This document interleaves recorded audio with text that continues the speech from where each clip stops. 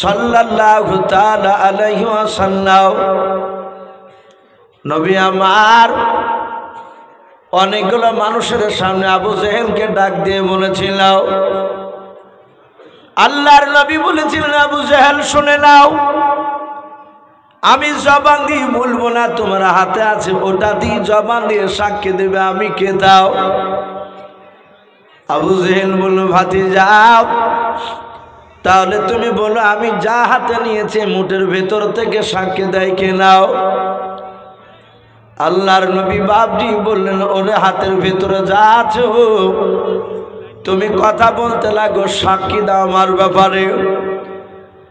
সঙ্গে সঙ্গে বাপজি হাতের ভিতর থেকে পাথর বাপজি পড়তে লাগলো, কলমা লা ইলাহা, একটু জোরে পড়ুন, লা ইলাহা ইল্লাল্লাহ, লা ইলাহা লা ইলাহা ইল্লাল্লাহু মুহাম্মাদুর রাসূলুল্লাহ।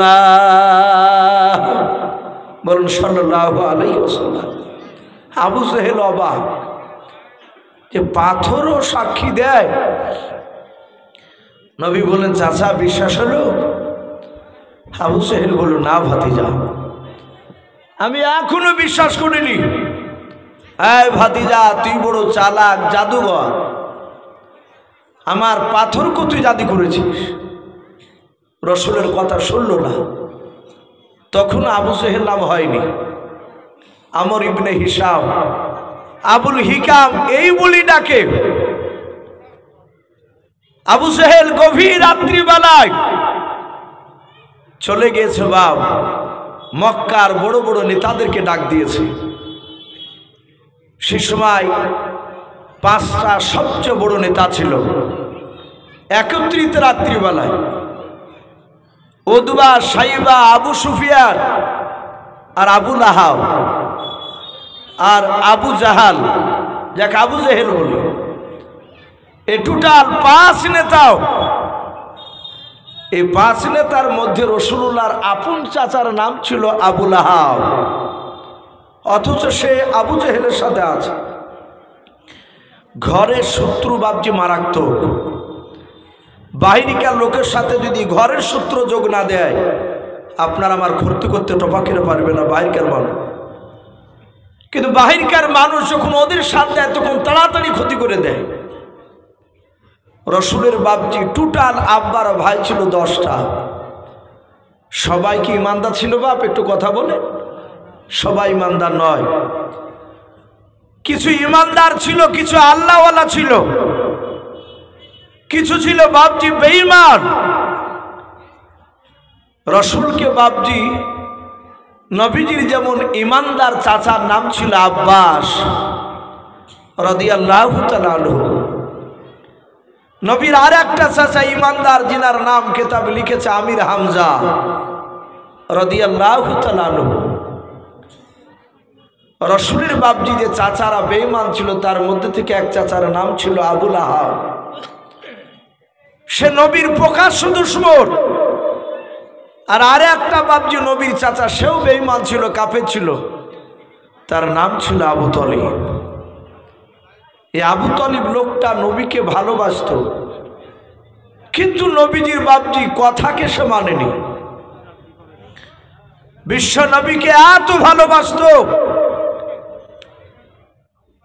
এই আবু তলিবের ব্যাপারে কিতাবে লেখা আছে, আল্লাহ রাসূল সাল্লাল্লাহু তাআলা আলাইহি ওয়াসাল্লাম কলমার দাওয়াতি ছিলেন 14 দিনকার দিন। মাত্র 14 দিন হয়েছে নবুয়ত প্রাপ্ত হওয়া।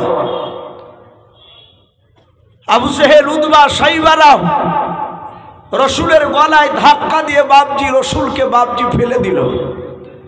নবী হুড়মুড় করে পড়ে গেলেন পাথরের উপরে। রসুলের কপালটা বাপজি ফেটে গেল। আবু জেহেল গিয়ে নবীর আবার ঘাটটাকে ধরল। আবু জেহেল জানে না কার ঘাড়কে ধরে বাপজি ধাক্কা দিছে। যে নবীকে সৃষ্টি না করলে গোটা পৃথিবীর নিজামকে আল্লাহ বানাতেন না। বলুন সুবহানাল্লাহ। শুধু তাই নয়, যে নবী দুনিয়ার বুকে যতবার হাসতেন আল্লাহ নবীর সম্মানিত হাসির মর্যাদায় জান্নাতের মর্যাদা বৃদ্ধি করতেন। বলুন আলহামদুলিল্লাহ। সেই নবীকে বাপজি পাগলের মতো মানছে। আবু সেহেল বলে, আয় ভাতিজা, আগামী কাল থেকে যেন আমাদের আর বাপ দাদা ধর্মের বিরুদ্ধে কথা বলবি না। সম্মানিত ভাইরা আমার, বাবা জীবনেরাও রসুলকে ধাক্কা দিয়ে বের করে দিল। আর ওই সময় নবীর আর একটা চাচা যে আবু তলিব, ঈমান আনেনি, সে তার জীবনীতে এসেছে। উনি কতটা নবীকে ভালোবাসতেন তা একটু কথাটা তুলে ধরছি। ও মক্কা নগরে গিয়ে দেখছে উতবা, সাইবা, আবু সুফিয়ান ওই সব নেতারা। আবু সেহেলের মনটা ভারী, ডাক দিয়ে বলে, আবু তালিব ভাই, শুধু তোমার সম্মানের দিকে তাকিয়ে তোমার ভাতিজাকে মারি নাই, একটু শুধু গলায় ধাক্কা দিয়েছি, বারণ করেছে আগামী কাল থেকে যদি কলমার দাওয়াত দেয় আমরা সবাই মারতে বাধ্য হব। আবু তালিবের চোখে বাপজি পানি চলে আসলো। রাসূলুল্লাহকে মারবো বলেছি। আবু তালিব বলল, ভাই আমি তো মুহাম্মদ সাল্লাল্লাহু আলাইহি ওয়াসাল্লামের কলেমা পড়িনি, তাকে আমি ভালোবাসি, আমার বাড়িতে ছোট থেকে মানুষ করেছি, কিন্তু আমি তার কলেমা পড়িনি, আমি আমার বাপ দাদা ধর্মের উপরে অটুট হয়ে আছি। আবু জেহেল বললে, আবু তালিব ভাই, আজকে রাত্রিবেলায় গিয়ে যদি তোমার ভাতিজাকে বারণ না করো, আগামীকাল কলেমার দাওয়াত দিলেই আমরা মারব। আবু তালিব বলেছিল, গো বন্ধু নাও, তোমরা কিছু বলো নাও, আমি তার চাচা আবু তালিব, আমি বড় চাচাও, আমার ভাতিজা আমার কথার বাইরে যাবে না, কারণ আমার ভাতিজা যখন তার মার পেটে 6 মাসের ছিল, ওই সময় আমার ভাতিজার আব্বা আব্দুল্লাহ, আমার ছোট ভাই, সিরিয়ায় ব্যবসা করতে গিয়ে আর বেঁচে আসে নাই, মারা গিয়েছে। এই আবু জেহেল শুনে নাও, 6 বছর বয়স আমার ভাতিজার জন্ম দক্ষিণে মা আমিনা নানার বাড়ি থেকে আস্তে আস্তে মারা গিয়েছে। ওরে আবু জেহেল ভাই,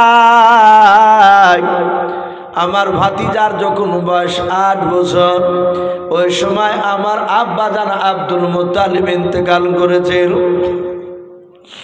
ওই মা মারা বাপ মারা ছেলেটা আজকে নবুয়তের দাবি করেছে বলে, হ্যাঁ আজ 14 দিন হতে চলল।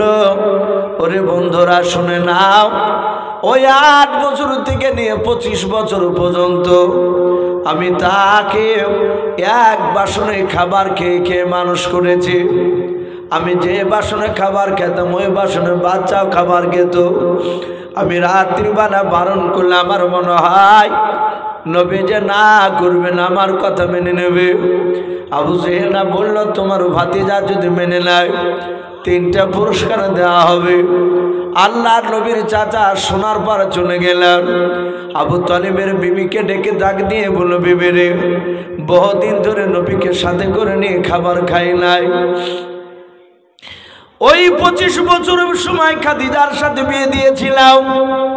25 বছর থেকে নিয়ে 40 বছর পর্যন্ত, এই 15 বছর আমি আমার ভাতিজাকে নিয়ে খাবার খাই নাই। ওরে আমার বিবি শুনে নাও, খাবারটা একটা বাসন খুলবা দুজনের মতো, যেন দুজনার যেন খাবার আমাদের খাওয়া হয়। আল্লাহর নবীজির চাচি মা আবু তালিবের স্ত্রী বাপজি খাবারটা বাপজি খুলেছে, একটা বাসনে 2টো মানুষের খাবার নিয়েছে। আল্লাহর নবীজিকে ডাক দিল, নবী চলে আসলেন, বললেন, চাচাজি ডাকলেন? বলে, হ্যাঁ।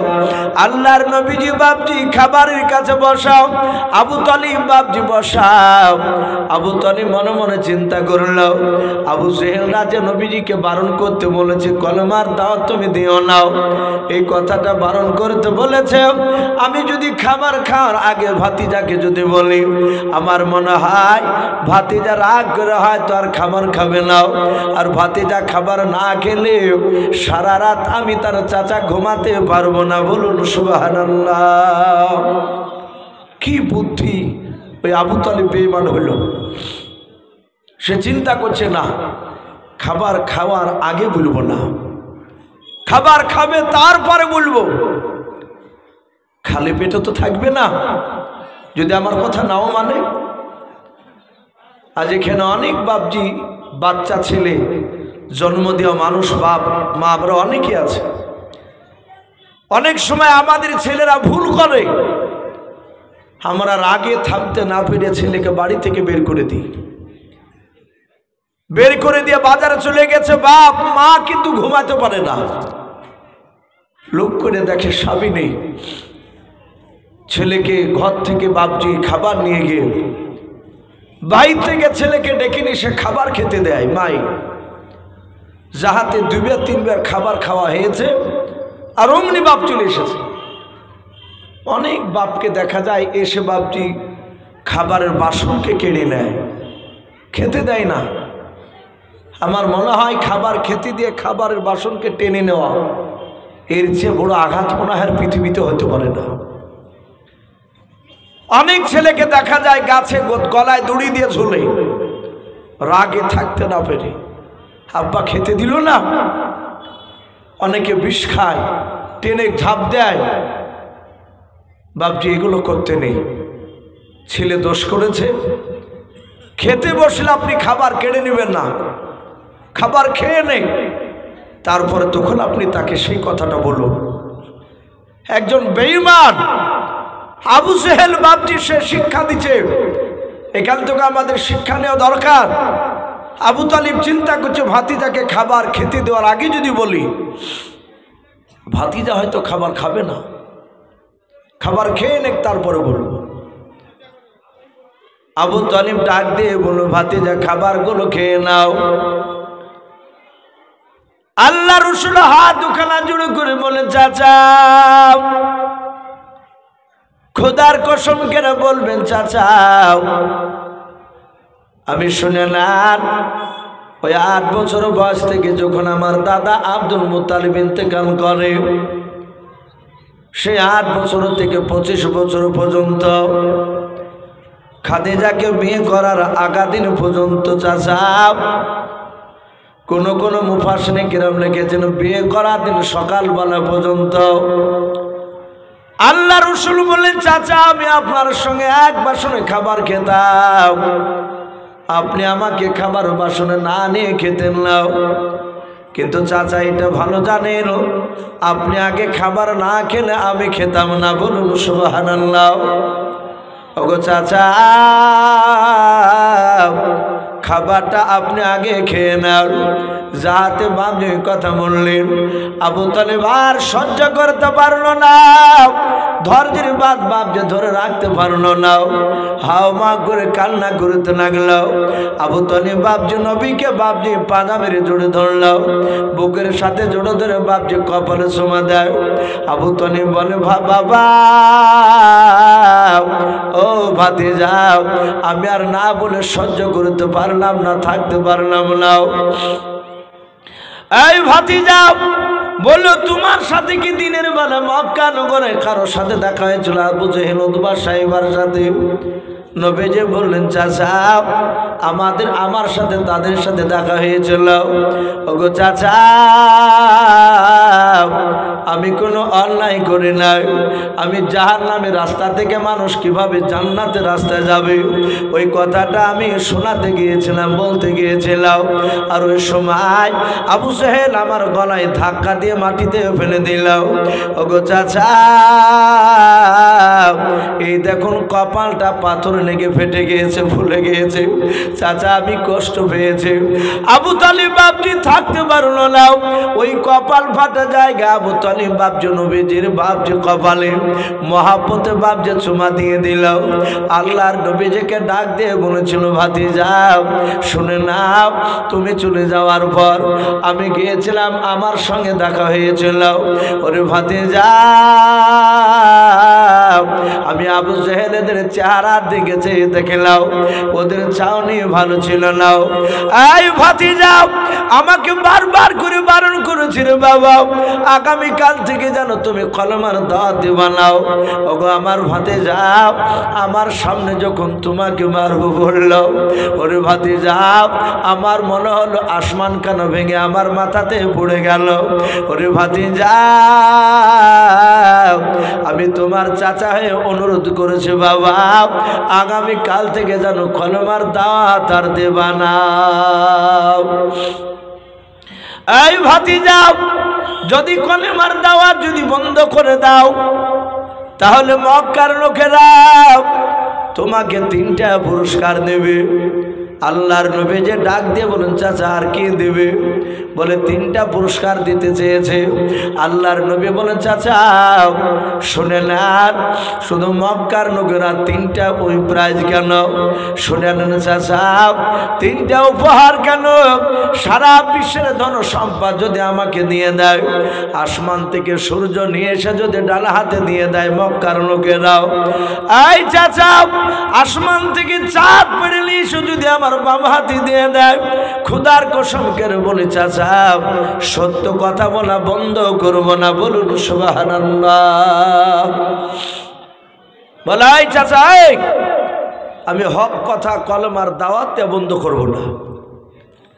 আবু তালিবের সামনে যখনই রাসূলুল্লাহ ওই কথা বললেন যে আমি হক কথা কলমার দাওয়াত দেওয়া বন্ধ করব না, আমি দাওয়াত দেবই চাচা, আমার কিছু দরকার নেই, সাথে হাতে বাপজি আবু তালিবের চোখ দুটো চোখের মতো লাল হয়ে গেল। আবু তালিব ডাক দিয়ে বলেছিল, এই ভাতিজা তুই তাহলে কলমার দাওয়াত দেওয়া বন্ধ করবি না? বলে না, আমিও লাত যার কসম করে বলি। সে সময় কাফেররা সবচেয়ে বড় দেবতা লাতুজাকে ডাকতো। বলে আমিও লাতুজার কসম করে বলি, আমার কণ্ঠে যান থাকা পর্যন্ত তোমার শরীরে কেউ ফুলের ছিটকে ফেলতে পারবে না। বলুন সুবহানাল্লাহ। এ ভালোবাসার কথা না দুশ্মনের কথা? কথা বলে এ ছিল মহাব্বত, ভালোবাসা। এত ভালোবাসার পরও লোকটা জান্নাত দিতে পারেনি। সে নবীকে ভালোবাসত, নবীর কথাকে মানেনি। রসুলকে নবীজির চাচা মারা গেল, খাদিজা মারা গেল, সেই বছরটা রাসূলুল্লাহ চরম কষ্ট পেয়েছিলেন। কাফেররা মেরেছে, আল্লাহ রসুল যাবে কার কাছে? সান্ত্বনা দেওয়ার কেউ তো নেই। আমার বিশ্ব নবী জনাবে মোহাম্মদ রাসূলুল্লাহ সাল্লাল্লাহু তাআলা আলাইহি ওয়াসাল্লামকে বাপজি একদিন মেরেছে নবীর চাচা আর তার স্ত্রী মারার পরে। শরীরে রক্ত ঝরছে, মারিয়ে ফাটিয়ে দিয়েছে রাসূলুল্লাহকে। আল্লাহ নবী কাঁদতে কাঁদতে বাপজি খাদিজার কাছে গেলেন বাড়িতে। খাদিজা তো নেই। খাদিজা বেঁচে থাকা অবস্থায় রাসূলুল্লাহকে বলতেন, খাদিজা আমাকে মেরেছে অমুক লোক, আবু জেহেল, উতবা, সাইবারা মারলো। ওগো খাদিজা আমি তো কিছু বলিনি।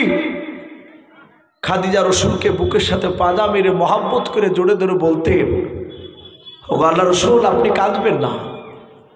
ওরা যদি জানতো আপনি সত্যিকারই নবী রসুল, তাহলে ওরা মারতুক না আপনাকে, ওরা চিনে না। ওগো নবী আপনার পূর্বে বহু নবী রসুল এসেছিলেন, তাদেরকেও ধরে ধরে তারা মেরেছিল। আর আমাদের বিবিরা হলে কথা বলবে, ভাই একটু কথা বলে, একটু পরীক্ষা করে দেখবেন। কেউ যদি মারে আর বাড়িতে যে যদি শুধু একটু এনেকে যদি কানতে কানতে যান, যে বিবিতে বলবে কি হলো? বলে অমুক জায়গার অমুক লোক মারিয়েছে।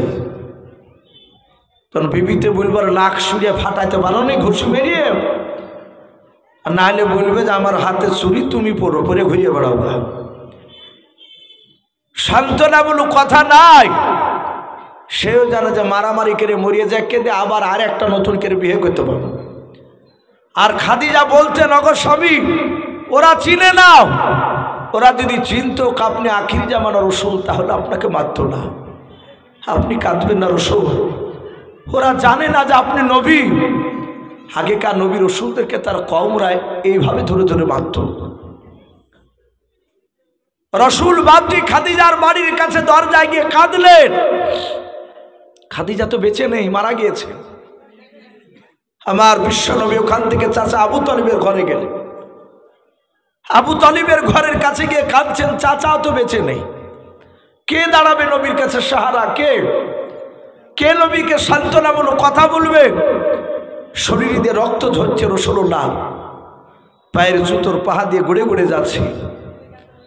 রাসূল মনে মনে ভাবলেন, আমার একটা চাচা আছে শক্তিমান চাচা আমির হামজা।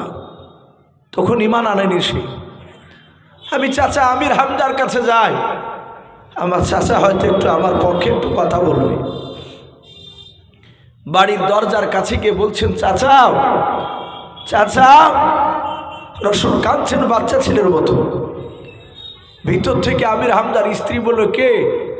বলে, আমি আমির হামজার ভাতিজা, আমি মুহাম্মদ সাল্লাল্লাহু আলাইহি ওয়াসাল্লাম। আমির হামজার বিবি দরজাটা খুললো, খুলে দেখছে গোটা শরীর দিয়ে বাপজি রক্তের দাগ, জামা রক্তে ভিজে গিয়েছে, পা দিয়ে রক্ত গড়ছে। আমির হামজার বিবি বলল, তোমার চাচাকে ডাকছো কেন? বলে, চাচা ভাও, আমি কোনো দোষ করিনি, আমি সত্য কথা বলছিলাম। আমাকে মক্কার সাইবার চাচারা তার ভাতিজারা ধরে আমাকে মারলো। আমির হামজার বিবি উত্তর দিল, যেমন তোমার কর্ম তেমনি তোমার ফল ঠিকই হয়েছে। বলে, এখানে কাঁদো না, চলে যাও, তোমার চাচা নাই, তোমার চাচা শিকারি করতে গেছে বলে। আল্লাহর নবী বুক ভরা ব্যথা নিয়ে কাঁদতে কাঁদতে চলে গেলেন ময়দানের বাবাও। মরুভূমির ময়দানে গিয়ে গুহার ভিতরে নবী কাঁদেন আর বলেন, আল্লাহ, আমি মনে হয় তোমার দিনকে আর বেশি দিন টিকে রাখতে পারবো না। এদিকে বাবা আমির হামজার বাপজি দুই হাতে এত শক্তি আল্লাহ দিয়েছিলেন।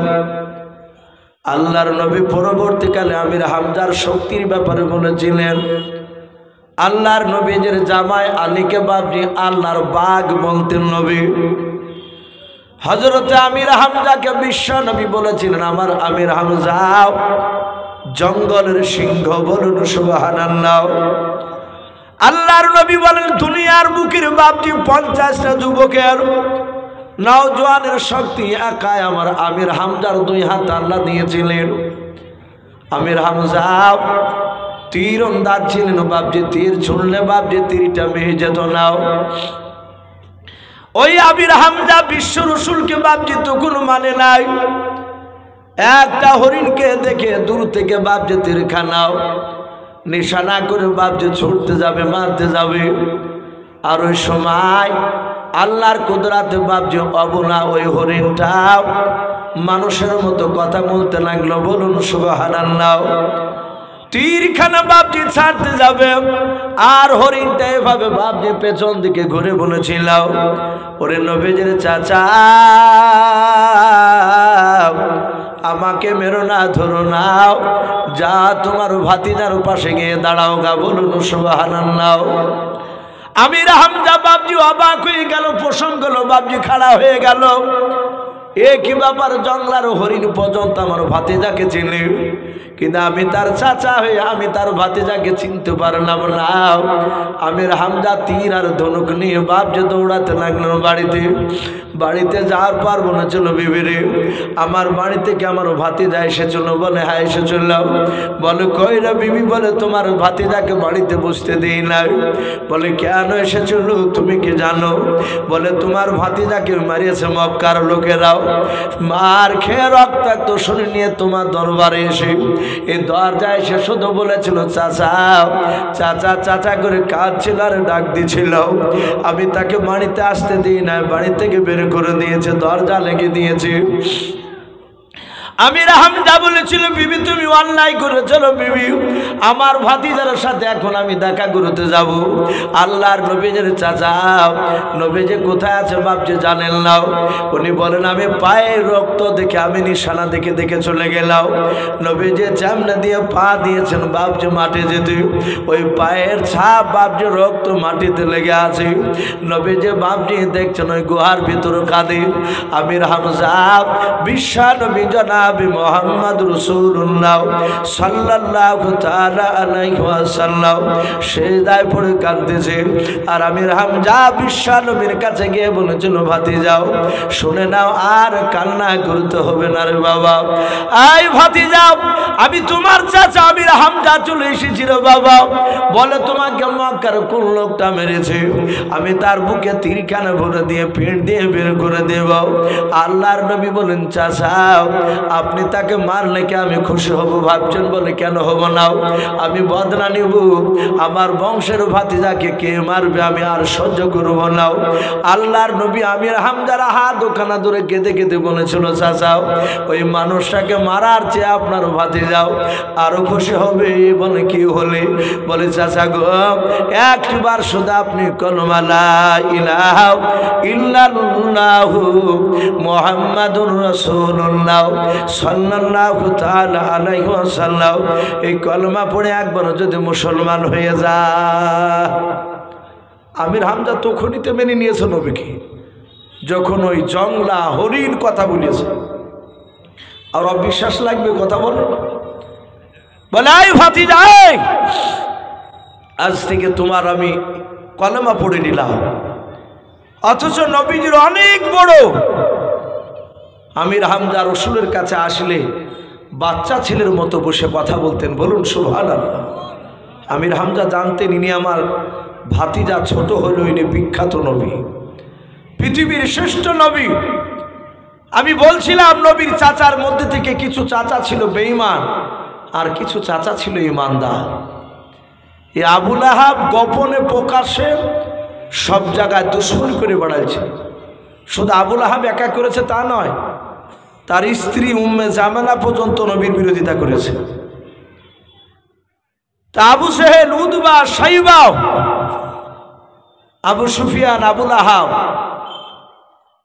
আর আবু সুফিয়ান, এই 5 লিডার একত্রিত হয়েছে। রাত্রিবেলা আবু সেহেল ডাক দিয়ে বলে, এই বন্ধুরা, এই খোঁজ রেখেছো? বলে কিসের খোঁজ? বলে মুহাম্মদ সাল্লাল্লাহু আলাইহি ওয়াসাল্লামের দিকে আস্তে আস্তে লোক চলে যাচ্ছে। বলুন আলহামদুলিল্লাহ। বাবজি, আজ এক শ্রেণীর বেঈমানেরা চেষ্টা করছে মুসলমানকে পৃথিবীর বুক থেকে মিটিয়ে দেব। পারবে? কথা বলে। ও যত মারবে তত মুসলমান দিন দিন বাড়ছে। বলুন আলহামদুলিল্লাহ। আপনারা অনেকে পেপার পড়েন, মনে হয় কয়েকদিন হলো আনন্দবাজার পত্রিকাতে রোনাল্ডোর কথা দিয়েছে, শুনেছে? রোনাল্ডো ইসলাম গ্রহণ করার একটু মতামত জানিয়েছে। পৃথিবীর দামি দামি লোক ভাবছি ইসলাম গ্রহণ করছে, চুটকে ফুটকে লোক নয়। এক শ্রেণীর বেঈমানরা জানতে পেরেছে যে আগামীতে আর বেশি দিন নাই গোটা পৃথিবীর আকাশে কলেমার পতাকা উঠতে। বলুন আলহামদুলিল্লাহ। উঠবি, এটা রাসূলুল্লাহর কথা। বাবজি, আবু সেহেল রাত্রিবেলায় ডেকে গোপনে 5 জনায় মিটিং করে বলছে, এই দিন দিন বেটা মুহাম্মদ সাল্লাল্লাহু আলাইহি ওয়াসাল্লামের দিকে লোক চলে যাচ্ছে। বল তাকে দুনিয়ার বুক থেকে নাস্তাবুদ করা যায় কি করে? আমি তাকে পাথর নিয়ে গিয়েছিলাম, আরে বেটা পাথর উত্তর দিল। মুহাম্মদ সাল্লাল্লাহু আলাইহি ওয়াসাল্লামকে বলতে হলো না, এরে সবই তো আর তবে দেখছি। ওকে কি করে দুনিয়ার বুক থেকে মিটানো যায়, কোনো রাস্তা আছে? যুক্তি বের কর। উদবা, সাইবা এরা খুব ক্রিটিক্যাল ছিল। সাইবা বলল, বন্ধু একটা রাস্তা আছে। বলে কি? বলে বেটাকে আর পৃথিবীতে বাঁচিয়ে থুয়ে লাভ নাই, একেবারে মাটি চাপা দিয়ে শেষ করে দেব। আবু সেহেল বলল, কি করে? বলে এই রাস্তা দিয়ে মুহাম্মদ সাল্লাল্লাহু আলাইহি ওয়াসাল্লাম রাত্রিবেলায় যায়। রাত্রি হলে প্রতি রাত্রি দেখতে পাওয়া যায় এই রাস্তা দিয়ে যায়। আমরা সন্ধ্যাবেলা এখনই তাড়াহুড়া করে আমরা 25 থেকে 30 হাত একটা লম্বা গর্ত কাটব। বলো ভাই যদি জানতে পারে? বলে কেউ জানতে পারবে না। মুহাম্মদ সাল্লাল্লাহু আলাইহি ওয়াসাল্লাম তার লোকরা না জানতে পারলি তো হলো।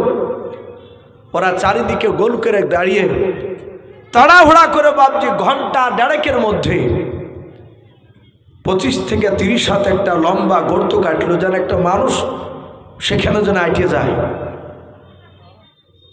সেখানে গর্ত করার পর ডাল পাতা দিয়ে হালকা মাটি ছুড়ে দিয়েছে যেন উঁচু না হয় রাস্তা। লাইটিং এর ব্যবস্থা নাই। আবু জেহেল বললে আমার দলের লোক সবাই জানে যে এখানে গর্ত কাটা আছে, তাহলে আমরা আসছি না, মুহাম্মদ সাল্লাল্লাহু আলাইহি ওয়াসাল্লাম জানা না গেলেই পড়বে। আবু জেহেল 4টা দলকে বাপজি ওই গর্তের চারিদিকে 4টা জঙ্গলে লুকিয়ে রাখল।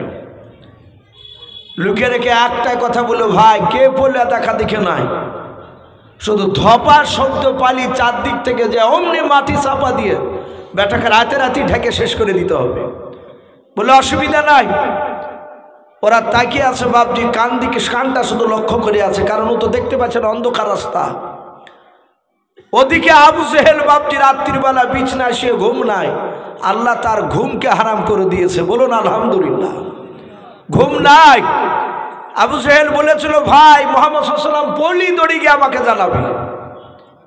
ও বেটা এত জ্বালাচ্ছে আমাদেরকে। সাদা হাতে বাপজি আবু জেহেলের ঘুম আসে না। এ খবর কেন আসে না? কেতাবে লিখেছে আবু জেহেল একাই বিছনা থেকে উঠে রাস্তার দিকে যাচ্ছে যে বেটারা আসছে না কেন খবর নিয়ে। মুহাম্মদ সাল্লাল্লাহু আলাইহি ওয়াসাল্লাম এতক্ষণ তো পড়ে যাওয়ার কথা। আল্লাহ বলছেন, বান্দাও তোরা যা চালাক তার চেয়ে শতগুণ চালাক আমি আল্লাহ। বলুন আলহামদুলিল্লাহ। আবু জেহেলের মেমোরি থেকে বাপজি গর্ত কাটার কথাটা ডিলিট করে দিয়েছে। আল্লাহ পারে কি পারে না কথা বলে? এই যে আমি মাওলানা ইউসুফ সাহেব কথা বলছি, আল্লাহ না করুন, এখনই যদি আল্লাহ জবান বন্ধ করে দেয় কেউ বাপজি জবান আর খুলতে পারবে না। ভালো মানুষ কথা বলতে বলতে পাগলা হয়ে যায়। শুধু আল্লাহ একটু নাটটা ঢিল করে দিলে আর কেউ ঠেকাতে পারবে না। আবু জেহেলের গর্তের কথা একেবারে ভুলে গেছে। ও যাতে গিয়ে নিজের গর্তে নিজে ধপাস করে পড়েছে, জাহাতে পড়ে গেছে। আর চারদিক থেকে লোক এসে তাড়াহুড়া করে মাটি নামাছে। আবু জেহেল নিচে থেকে বলে, এই আমি তোদের নেতা আবু জেহেল। ওপর থেকে বলছে, বেটা এখন ফাঁদে পড়ে আবু জেহেল সাহায্য, তুমি বড় জাদুঘর, এটা আমরা জানি, আমাদের নেতা আবু জেহেলের গলার নকল করছো। আবু জেহেল দেখলো বেটা তো শুনবে না, রাও মাটি ঢাকা দিতে দিতে বাপজি আবু জেহেলের হাঁটু পর্যন্ত নেমে ফেলাইছে, ঢাকিয়ে দিয়েছে হাঁটু পর্যন্ত। আবু জেহেল আবার চিৎকার করে বলে, এই আমি তোদের নেতা। দেখা আবু জেহেলের বাড়িতে আবু জেহেলকে পাবি নি। 5টা মানুষ 5 রকমের থাকে। একজনা বললো, ভাই গলা তো আবু জেহেলের মতনই লাগছে, একটু দেখ না বাড়িতে আছে কি। বাড়িতে খোঁজ নিচ্ছে তো আবু জেহেলের বিবি বললো কিছুক্ষণ আগেই গেল, মানে আসি পড়েছে অমনি। কথার সাথে বাপজি মিলে যাচ্ছে। বললো, হুজুর আপনি বললেন কি করে, এই গর্ত তো আপনি কাটালেন আমাদেরকে, দাঁড়িয়ে থেকে কাটালে। বলছে সব কথা বাদ দিয়ে লোকে জানতে পারলে আমার আর দাদাগিরি চলবে না, নবীর লোকেরা জেনে নেবে। এই বেটা তাড়াতাড়ি উঠাও। আবু জেহেলের লোকেরা বলছে, হুজুর হাত পাচ্ছি না তো আপনাকে।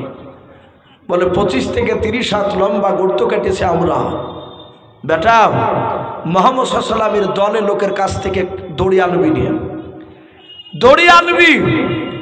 আমাদের দলের লোক যারা তাদের বাড়ি থেকে তাহলে জানলে অসুবিধা নেই। মক্কার বেঈমানের আবু জেহেলের লোকেরা বাবা তাদের দলের বাড়ি থেকে প্রথমে 50 থেকে 60 হাত একটা লম্বা দড়ি নিয়ে আসলো। ওই দড়ি খানাও প্রথমে নামিয়ে দিয়েছেন বাবা। আবু জেহেলকে বলে, হুজুর দড়ি খানা নামিয়ে দিয়েছে, আপনি ধরুন। আবু জেহেল নিচু থেকে চিৎকার করে বলেছিল, বন্ধুরাও আমি দড়ি তো হাত পাই নাই, বলুন সুবহানাল্লাহ। 25 থেকে 30 হাত গর্ত দড়ি এনেছে 50 থেকে 60 হাত। আবার আবু জেহেল বলে, ভাই আর একটা দড়ি নিয়ে, বড় লম্বা দড়ি নিয়ে আর একটা নিয়ে আসলো। প্রথমকার দড়ির সাথে জোড় দিয়ে বাবা দ্বিতীয় দড়ি খানা নামিয়ে দিয়েছে। আবু জেহেল বলে, হাত পাই না, আর একটা নিয়ে আয়। এইভাবে বাবা মক্কা নগরে আবু জেহেলের দলের যত মানুষ ছিল সবার বাড়ি থেকে সব দড়িগুলো বাপজি নিয়ে আসার পর দড়িতে দড়ি দিয়ে বাপজি জোড় দিয়ে নেমে দেয়। যত দড়ি বেঈমানের আবু জেহেলের লোকেরা নামায়, আমার আল্লাহ তত বেঈমান আবু জেহেলকে গভীরে তলদেশে নামিয়ে দেয়। বলুন সুবহানাল্লাহ। কিন্তু আবু জেহেল বাপজি নিচে অনেক দূরে চলে গিয়েছে, কিন্তু আবু জেহেলের গলার আওয়াজ মনে হচ্ছে বাবা 10 হাত দূর থেকে কথা বলছে। আবু জেহেল বলে ভাই কই এখনো তো দড়ি হাত পাই নাই। আবু জেহেলের লোকেরা অপর থেকে বলেছিল ভাই আমাদের মক্কা নগরে আমাদের দলের বাড়িতে আর দড়ি নাই, যা দড়ি ছিল সব নামিয়ে দিয়েছে। হুজুর দেখেন মনে হয় আজর পাঁজরে পালা লেগে গেছে। আবু জেহেল বলছে হাঁচা হাঁচি মেরে দেখছি দড়ি তো থাকে নাই। বলে আর দড়ি নাই? বলে না।